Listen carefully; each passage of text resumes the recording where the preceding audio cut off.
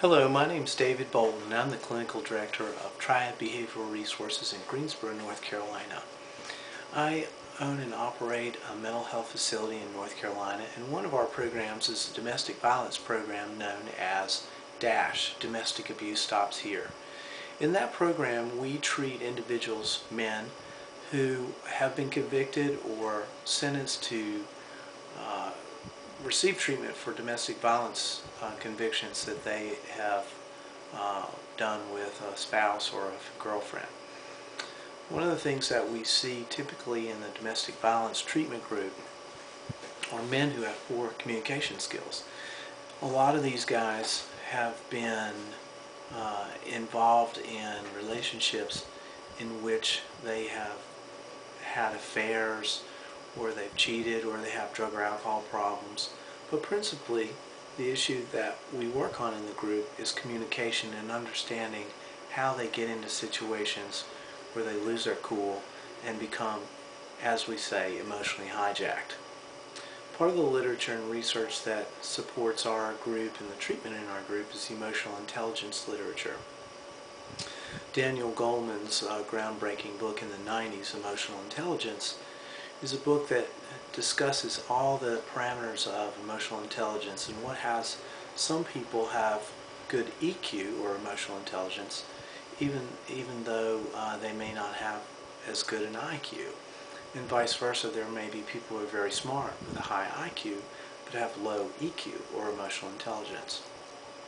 So in the group we focus on developing with people their EQ and understanding their emotions, understanding their trigger points, understanding when they get upset, how to communicate, how to talk to their spouse or girlfriend, how to de-escalate when they're in a conflict or when they feel like they've hit a wall in communication. So a big part of having a healthy relationship is being able to agree to disagree. There's so many people who, when they get upset, they decide, well, if I feel bad, then I want you to feel as bad as I feel, so I'm going to drop a hot brick in your lap. And then the other person does the same thing. And that's how wars get started. That's why the Jews and the Arabs and the Jews fight. That's why the Protestants and Catholics have been fighting all these years. So many different groups, Pakistanis and Afghans. You can look at any world conflict, and it starts between two people, then escalates into a family, into a neighborhood, between neighborhoods, between counties, countries, and then between world powers. So the work that we're doing in the domestic violence scenario really mirrors what Lao Tzu, the great Chinese philosopher, said. If you want to change the world, the first thing you have to do is change your country. If you want to change your country, you have to then change your state. If you want to change your state, you then have to change your city. If you want to change your city, you have to change your family. If you want to change your family, you have to change yourself.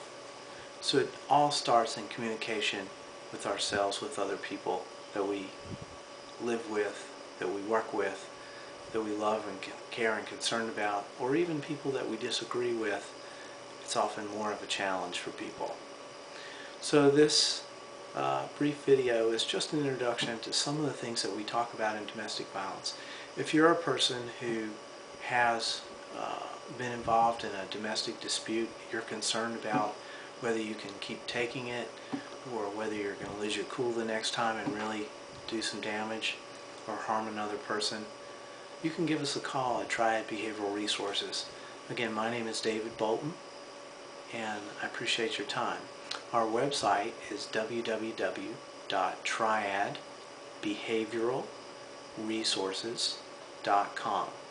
Thanks for listening.